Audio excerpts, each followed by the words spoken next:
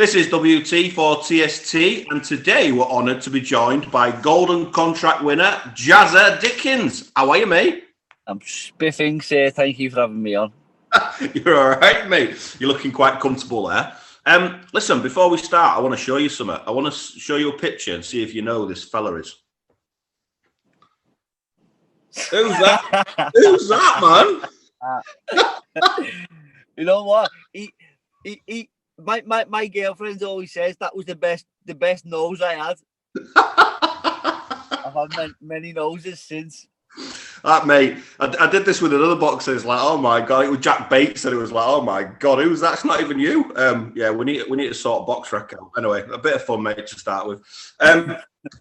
Right, so first time you come on TST, mate, we like to know a bit more about you, understand your background, you know, how growing up in Liverpool was, etc., and then into your boxing, mate. Is that all right? Yeah, of course. All right, go for it then. So you grew up in Liverpool. How was that? Yeah, from where I remember, I grew up in a community, in a small. I grew up in a small community in the centre, the very centre of Liverpool. I had family, aunties, cousins, and we went to the same school and the same youth club in the same area. There was 10 lads in our class, so we all went to the same school, and everyone knew each other's mother. So like the area had a lot of respect for each other. You know what I mean? There was none of this knife crime. It was in the 90s. We had respect for each other. Do you know what I mean? You couldn't act like that because you couldn't act that way. You couldn't act like these kids do now, like they're all little gangsters because you knew each other's ma, and they shout at you, or they're going around and tell your ma off. Do you know what I mean? So it was a good community vibe where we lived, and it was nice growing up. I was lucky to grow up in an area like that because we got a lot from it, not just me or mates as well, and I'm still mates with these same people today. So yeah, it was nice. And then we all went to secondary school. It was a secondary school when I went to. I started boxing, fighting a little bit too much. That was the story for me. Growing up with my dad, we'd always train in the house, boxing training. I think in the 90s we didn't know what like kicks was, and we didn't know what arm bars was. It was just headlock or boxing, weren't it? So don't think MMA even existed at the time. It was just literally all boxing, mate. You're right. No, I just imagine going back just a little bit. I imagine you talk about this community. I imagine you having loads of, I call them fake auntie and uncles, you know, friends of the family and stuff. You imagine you doing anything wrong and them just giving you a clip round head. Yeah. Well, we used to play for the football team, and every season we go away to Pontins, but it'd be all the kids with all the kids' mums and dads and all that. You know what I mean? It was brilliant, really. Yeah, we were more like bloody hell, mate. Pontins, that takes me back, mate. Bloody hell, Pontins. Was that was it Southport then you went? Was it there? We went there one year, but the most times we went to the one in Brill, is it? Oh yeah, North Wales, yeah. we absolutely loved it. It was the best, you know. So high school then, you started fighting a bit at school, a bit too much, then ended up in the boxing, your amateur club, I guess. Yeah, it was the 90s. I had two moves. One was the headlock and one was the left hook. They were my only moves I had. My special moves. If I was a PlayStation or I was a console, I had to be in the SNES. I only had two buttons. And then, I want that too. It's like... so my dad said go down the gym, and I went down the gym, and took off from there from day one. I looked around and said, I'm going to be champion of the world on day one. I always had this feeling that I could do something with my life. I could take myself away from the life I was living, the life I grew up with. I had, as we all do, problems at home, but I also had a lot of love at home. But I thought I can make a good life for myself here. I can do something positive with my life and come from, change my dynamics of what my family history has been and the family history before that, so I can put a stop to this and do a 180 and sort of make positive changes in my life. How old were you when you were thinking like that? Because that feels like a young age to feel, to be that clued up, I guess. 12, 13. Yeah, mate, it's quite serious. It's quite deep, though, isn't it, for that age? Yeah. No, that's good, mate. Right, so you had, let's fast forward a little bit, because you had a decent amateur career, didn't you? Yeah, I've traveled the world. Didn't it? Yeah. I'd never been away. I'd never been on a plane or nothing like that. And when I was 16, I won a few national titles, and I got on a plane to go to a place called Sardinia in Italy. And when I got to plane, I've been on all these obviously since. I've traveled the world a lot since, but if I knew what a normal holiday was like in Sardinia, even Sardinia to them was an absolutely beautiful place. You know what I mean? So I thought, wow, is this what a holiday's like? You know what I mean? No, it's not. Pontins is the holiday, mate. Butlins, Pontins, mate. It's all good. But yeah, not got on a plane till 16, and then your first plane, you land in Sardinia. So I guess like you just said, your eyes will have been like, whoa, this is not England, not Liverpool. It went in a city. It was like it went in a city, and it was the hottest weather that I'd possibly been in. Do you know what I mean? Consistent hottest weather I'd ever been in my life, and it went in a city. It was like there was beaches there, and that, so it was a mad. It was an eye opener. Do you know what I mean? I bet it was. You just imagine, you from Liverpool or whatever. You can imagine it, can't you? You look back and you just go, wow, what must you have been thinking, seeing all that stuff that you've never seen before? And I never jumped in the sea. I remember one day getting a towel and going down the beach on my own. We had a bit of free time after training, and jumping in the sea, and I just thought the sea was going to be up because the place was hot and the sea was freezing. And I got back out and just walked back home. But I thought, this is right, I've jumped in the sea. I've always wanted to do it since I was a little kid. I only see holiday pictures and stuff. And so, and to be honest, I was a bit of a fool because just the ice cream was too good, the pizza was too good, and the whole holiday, I was just like, I was just that lad. You didn't understand that. I didn't understand that always discipline, if I even had any at that point, just went out the window because I was a little bit chubby at the time. But I was talented enough to be fighting for England. I bet you forgot about sun cream as well, did you? Yeah, like a tomato, scout tomato. And I won the gold as well. I won the gold in the European Union Championships, the first ever one. So I made history there. So, and then a few months after that, I went to Hungary for the European Championships, got a bronze medal. I was about to go to the World Championships a few months after that in a place called Baku in Azerbaijan. Yeah. And I was naughty on the GB team, and they kicked me off the team. So I had a lot of work to do on myself. I had to go and smart my behaviour up and win all the championships again and get back on the GB team somehow. What did they boot you off for? Just being a nuisance, a general nuisance, you know what I mean? Just naughty, just couldn't sit still, couldn't sit with myself. Just misbehaving. So discipline. Boxing's a great place to learn discipline, isn't it? Do you know what I mean? Yeah. So, all right. So you did all that, and you were all over the world, and you really good amateur career. You won the senior ABAs, didn't you? Yeah. Before that, I went to the Commonwealth Games. I rebuilt myself. Went to the Commonwealth Games and got back on the Great Britain team, and then turning 18, I went to the ABAs and won the ABAs, and I always knew I was going to turn pro. I'm going to say shortly after that. I mean, correct me if I'm wrong, but I think it was you were 19 when you turned pro, weren't you? Yeah. Yeah, so that's quite young, isn't it? What made you turn pro at that point? Well, since I've been watching boxing since I was a little kid, at the age of 12, I've been watching professional boxing. You don't watch amateur boxing, do you? In the 90s, well, not 90s, early 2000s. It's not like the when we didn't have the internet at home, so you couldn't go on and watch all these Olympic stars and all that. I used to go around to my auntie's house, and watch a little bit of Mario Kinderland. Was that your real auntie or a fake auntie? Yeah. Used to watch Mario Kinderland and a few Cubans around there, but I had DVDs of professional fighters like Rocky Marciano, and I always used to admire them the way they'd be fighting with the tops off, and yeah, I really like that style of boxing. I always wanted to be a professional. I always called it real boxing. Okay. So what about I'm just going from memory here. So your 14th fight, pro fight. You've won everything up to that point, go into an English title, and you win it.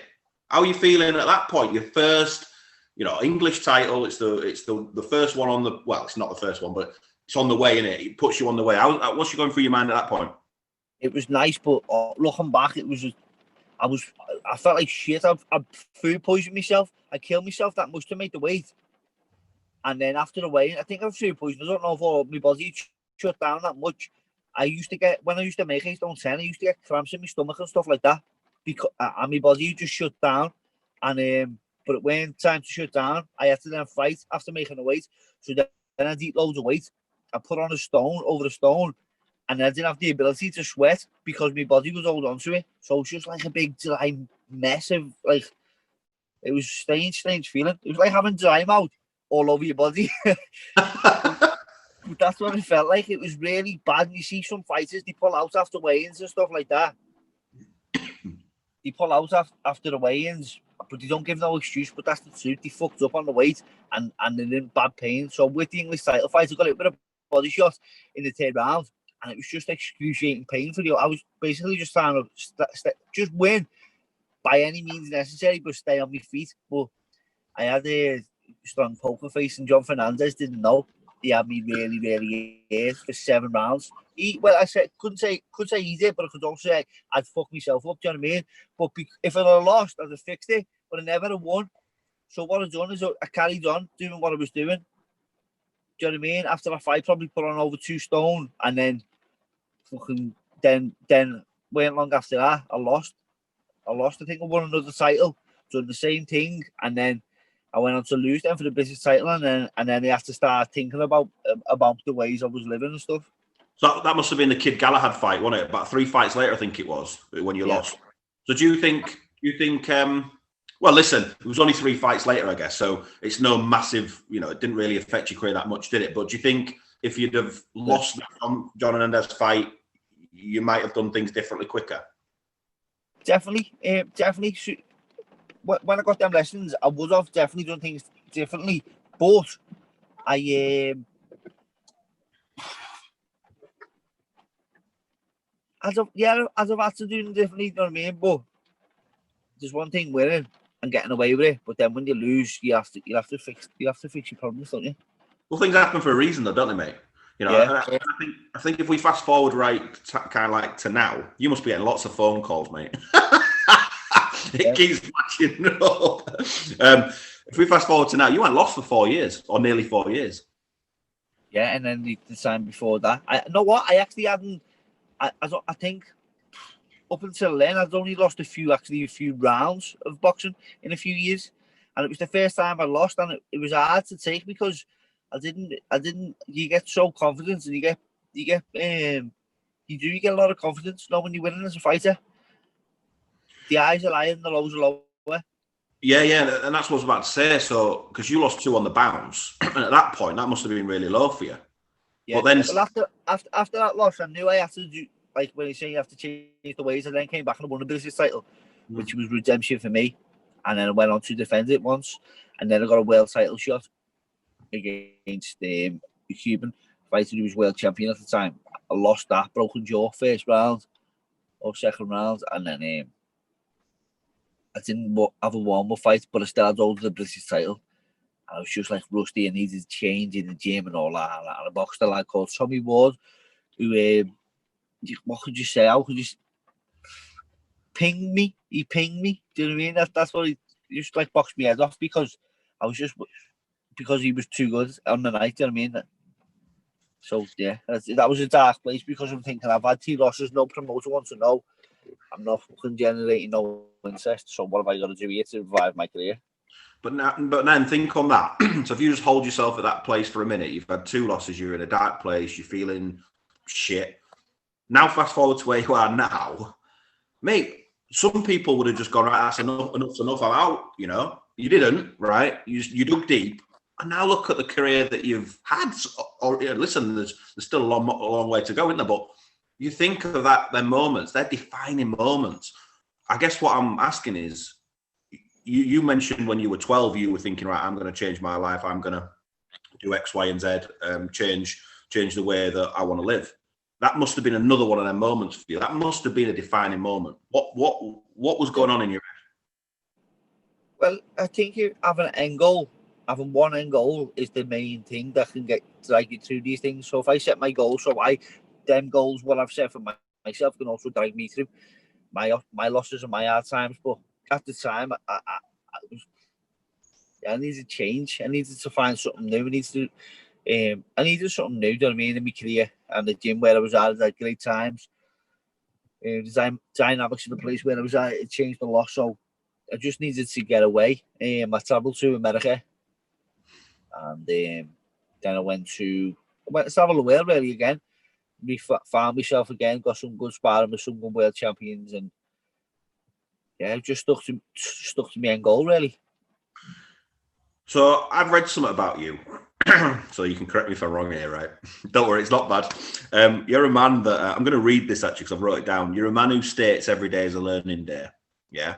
I guess talk to us about the changes you've made to your life that make sure the people around you don't see you unhappy if boxing don't go well. So you made some big changes, didn't you, around your beliefs, I think, and actually the way that the people around you are that important to you that you want them to be happy regardless of boxing. Yeah, well, it's so easy, isn't it, to get carried away with your work life, your job, and if your job's going well, then you're happy. And if you're happy, then you can share that happiness on your family, and then your family can see the best version of you, and then they can be happy. But what if the job gets took away?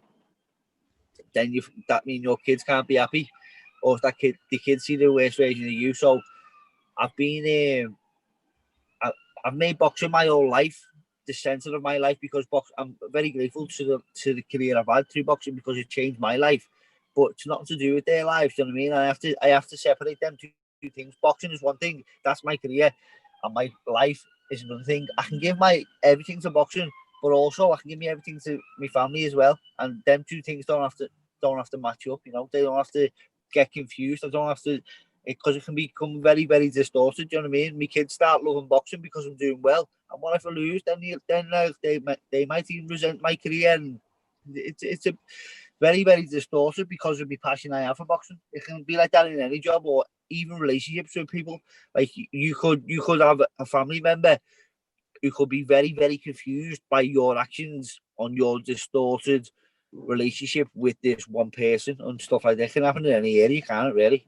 No, it can, but I just think it's a really intelligent way of separating it to step away and actually look at yourself from a side, I guess, and look at yourself and go, actually, I'm maybe not doing the right things right now. I need to change that. And we've talked a lot about your boxing, how things change, and even your life decisions. I think you're a really deep thinker, and I think that's really helped your career. I honestly, I do. Mate, honestly, God, right, I'll go into my bed and she'll go, oh my God, there's the 5-minute warning. Because I'll just talk like deep. I'm a proper deep person sometimes and think, oh, you're a bit heavy there, aren't you? You're a proper fucking deep person sometimes when speaking to people. And I think, have I gone too far here? Do you know what I mean? Is he thinking in his head, what the fuck's he going on about? Do you know what I mean? But I do think that, like, what are we talking about? If we're talking shit, what are you up to? Nothing. Nah, bro, it's shit, bro, innit, bro? There's nothing happening. It's shit, innit? Know that conversation? That's three-corner mentality. Nothing comes of it, ever. And it's the same conversation over and over. You know what I mean? I think creativity. Like, boredom is the abstinence of creativity, innit? In the mind. So if you can think about things and conversate that way, this is what I think. You can always grow and learn. You get something out of it. But talking about what happens and how, like, the penalty shouldn't have been given away, and like you just go on who's better Everton Liverpool constantly all day long. It's just bollocks, isn't it? Definitely from where you're from, that'll be a key topic. Yeah. So tell us about what will lighten the mood a bit. Tell us about the link up with Bellew. How did all that come about? Okay, now you're trying to lighten the mood, but I'm just a very negative person. I can't really give you a light story right now. But when I was in America, I had didn't have many opportunities, and that was why I had to go back to America in the first place, because I didn't have no opportunities. When I was out there, I asked him would he manage me, and at the time he's busy himself, do you know what I mean? And he said, what was it? And he said, I'm just a bit busy. I can't manage it, but I can try and get you on these bills. And he tried to pull a few strings for me and get me on some bills, and he did try and help me, as he has in the past. And when I came back home to Liverpool, I needed a manager to fight on this bill, and he said, "Yeah, I'll give you I'll sign a contract for you to manage a 1-year career, and we'll see how it goes." Do you know what I mean? So yeah, I was very grateful for him. Then, and after the year contract was over, it being a boss year, do you know what I mean? For me, anyway, I'm talking for myself personally. And he said, "Yeah, let's sign another one himself." I said, "What's the plan? So are you still in? Like, do you want to have you still got time for this? Do you know what I mean? Because he doesn't take nothing off me. He's not doing it for his own benefit. Do you know what I mean? He's doing it to help me. So, yeah, he said he'd be happy to do it again. So, yeah. It's good. I think, you know, through all like the Bellew Hayes stuff and all that, I mean, there were people that loved him. There'll be people that hated him. I just think he comes across just as a normal bloke. Do you know what I mean? You know, a normal bloke, like just like anyone, going about his life with wife and kids, and you know, and he talks about them obviously a lot, doesn't he? But I just thought it'd be interesting to see how that hook up with you two. He's very, very intelligent man, because the fact that me and you are speaking about him right now says he's done something right. Do you know what I mean? He's not even here. He's irrelevant to this, to where we're at right now. We're talking about him, so he's a very smart man, and he had the whole nation talking about him. Even if he had them hating him, they were talking about him, and he was putting bums in C20, and he was selling out bills. So it's like he's a very intelligent man, and he's not the character, not like the alter ego that he created. He's actually quite the opposite. As I say, the alter ego. He's a very, very kind man, gentleman. No, it's good, mate. It's good. Right, that's us. Right, so we'll go in. If you don't mind, what we do now is we go into a few questions from the followers. Yeah. Sometimes, mate, these are yours are all right. Yours are all right. So James wants to know. I'll read it as it's been wrote from them. You're a big Everton fan. The last time Everton won anything, you were 4 years old. Can you see better times ahead? I can know you. Know what? I say this every year, and I probably say it anyway. But I can. I think it's going well. Just coming off that win the night against Chelsea and stuff like that. I think we've got a decent manager. I think I can definitely see better times ahead. I think with that squad you've got now, though, you know. What was it? I think it was 1-0 against Spurs at the first game of the season. I thought, oh shit, actually Everton are going to do. Yeah, we were flying, weren't we? And then it took a bit of a dip, hadn't it? And then again, maybe that result against Chelsea is the spark that you needed to, you know, you've got some decent players now, haven't you? Yeah. Yeah. So next one, PJ. This is one that comes up a bit actually. PJ wants to know, if there was a film made about your life, who would you want to play you? Yeah, I don't even know. Actors. As a kid, I probably asked Tommy Turgoose. Have you seen him? Brilliant actor. He plays the kids in This Is England. Oh yeah. He'd have to be kids. Imagine. Yeah, it's a good. I love them films. Right, last one, mate. We ask everyone this. There's a story behind it where this girl called Emma used to message me all the time asking the same question. It doesn't matter who was coming on. It was about chocolate, puddings, all like that. So I blocked her because she's doing me head in, right? But I use a question because it's brilliant, and it's the one that all you boxers are like, right. Your top 3 chocolate bars. Oh, one of them doesn't exist anymore. 2 of them don't exist anymore. Go on. Can I still say them? Yeah. Remember, in the 90s, they had the marble. It was a Cadbury's marble. Yeah, the blend, like a blended white and yeah. And they also they had the spider as well. What you could drink your cup of coffee through it. You could drink your tea through it. A spider. Oh, like a like a thin, like a straw thing. Yeah. They had the spider. So I've got the marble, the spider, and come on, what's your number 1? What's your go-to chocolate bar? Does a Happy Hippo count? A what? A Happy Hippo. Are you kidding me? A Kinder Happy Hippo. Are you kidding? Well, so come on. So Bueno then, yeah, the adult version. Have the hippo. The ratio wafer to chocolate's not right with the Bueno. I don't know. Mate, the Bueno. No, the chocolate inside the Bueno. It's not. It's only half a fucking. It's not even half full. Do you know what I mean? You're eating loads of fresh air, aren't you? Now we're talking. Right, I'm going to give you the hippo, mate, and I'm pretty confident that no one else will ever. This question, it'll continue, mate. You're going to be the only one that picks the hippo. But listen, we're happy with that. Jazza Dickens, thank you very much for your time. We'll speak again soon. Take care of yourself. Have a great Christmas. Thank you for your time, mate. You too. And thank you for your time. And good luck and all the best with the channel. You're welcome, mate. Take care of yourself. Ciao, boss.